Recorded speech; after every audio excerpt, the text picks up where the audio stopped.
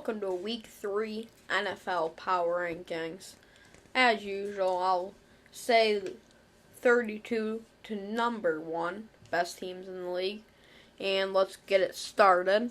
Number 32 is the Arizona Cardinals.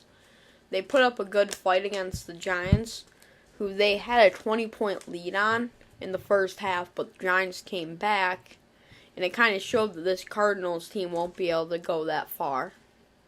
Number 31, Texans.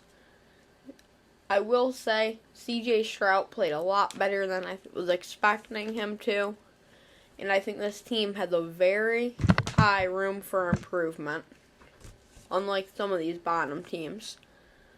30, the Bears. They didn't play good.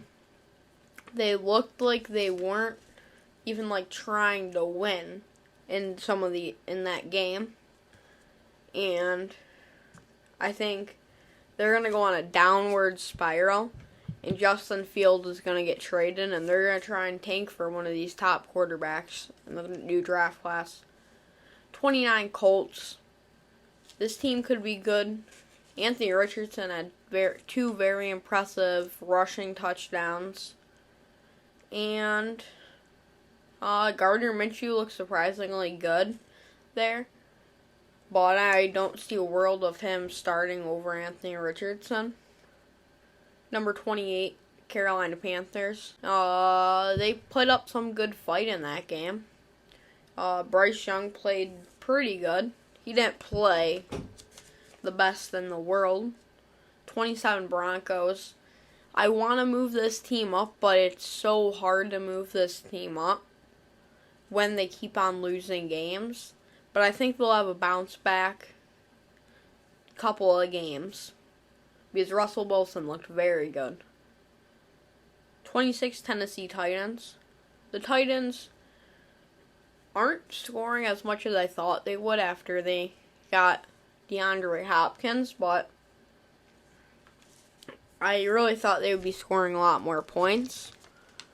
25, Pittsburgh Steelers.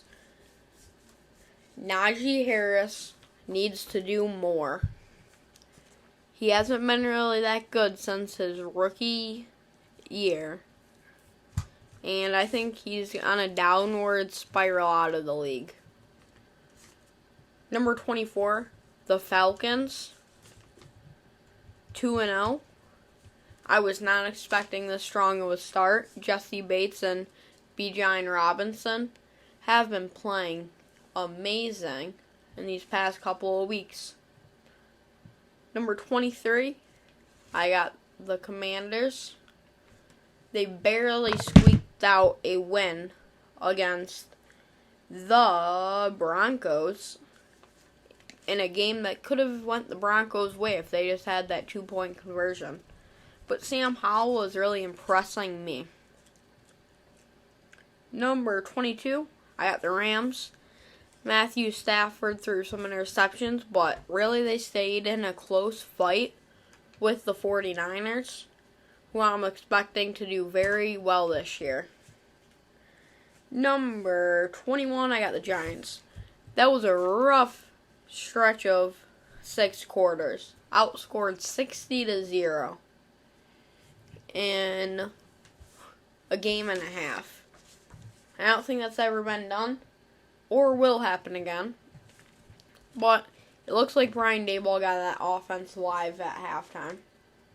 And the defense, so that is good for them. Number 20, I got the Raiders. That first drive they had kind of scared me as a Bills fan. I thought they were going to do that all night. Josh Jacobs just couldn't get it going. I think it was -2 or -3 rushing yards for the day, which we were not expecting to see after last year from Josh Jacobs, really. Number 19, I have the Patriots. Close game with the Dolphins, like it always is.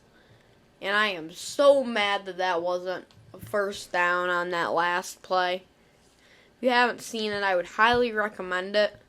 But I'm going to tell you it right now, so spoiler warning. Mac Jones threw it to Mike Gesicki. He got tackled and he pitched it back to a lineman. And the linemen got very close to a point where they needed to go for a booth review. And I think the game would be so much more fun if that could have been a first down. Number 17, I got the Buccaneers. They're turning some heads with Baker Mayfield. And I think their main test is going to be against the Eagles. If they can beat the Eagles, I am putting them in the top 10 next week. If not, and they go in a close game, I'm moving them up still. Number 16, I got the Seahawks. They came back.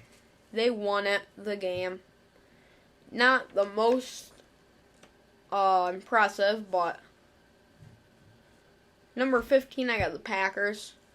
They just blew that game against the Falcons. They really should have lost it, but it didn't happen that way. Number 14, I got the New Orleans Saints. Derek Carr went under 20 points in the first 2 games of the season, and he's won both, something he has only done in Las Vegas 6 times. Number 13, I got the Jets. Actually, this is going to be a live thing. I am moving the Saints up to 13 and the Jets down to 14. Now, the Jets got blown out by Dallas, but it was a very good Dallas team. So, and a new Zach Wilson, so we could see this team getting better. Number 12, I have the Cleveland Browns. They lost Nick Chubb, which makes me so mad. He was on my fantasy team, and it's just making me so mad talking about it. Besides fantasy football, he is one of my favorite running backs. I love his style. He plays a lot like Derrick Henry. Moving up, 11, I got the Chargers. They're 0-2. 2 close games. They have to bounce back. Number 10, Jacksonville Jaguars. I really thought it was going to be more high scoring than it really was, because it was Jacksonville, who I thought was going to have a high scoring shootout with the Kansas City Chiefs, but it did not end up that way. Number 9, I got the Ravens. They beat Cincinnati, but if they played another half, I think Cincinnati would have came on this and won it. And only because Joe Burrow got his stuff hit back together at the end of that game, which does tell me that I think the Bengals will be good, but they miss Jesse Bates a lot. Number 8, I got the Lions. And really, I think the Lions just need to limit that interception. Don't throw that interception, and they probably win that game. But Jared Goff has been good for them, besides that interception. Number 7.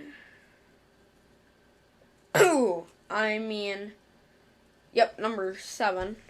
I have the Bengals.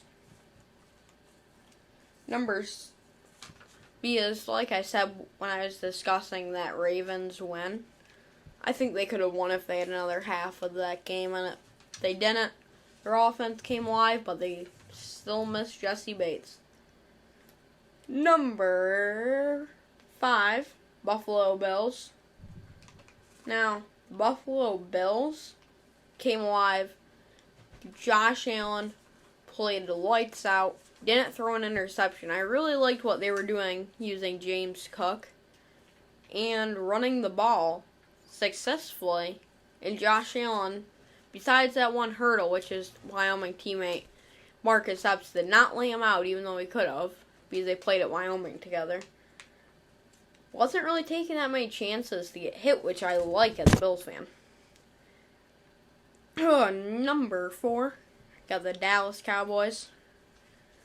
The Cowboys just played another very good, talented, very good game. Micah Parsons, I think, is going to win Defensive Player of the Year. Number 3 out of the Chiefs. You got to score more than 17 points and expect to win. I said it when the Bills lost in the divisional round last year. You got to score more points. Defense looked good, though. Held Jacksonville to 7 or 10 points. Maybe 8 or 9, I forget. Next up, number 2, we got the Eagles. This game revealed more than I think people think. This reveals they can run the ball all they want to. This proves they can do stuff without having to only throw the ball and run with Jalen Hurts. It's proving that DeAndre Swift can play like Miles Sanders played last year.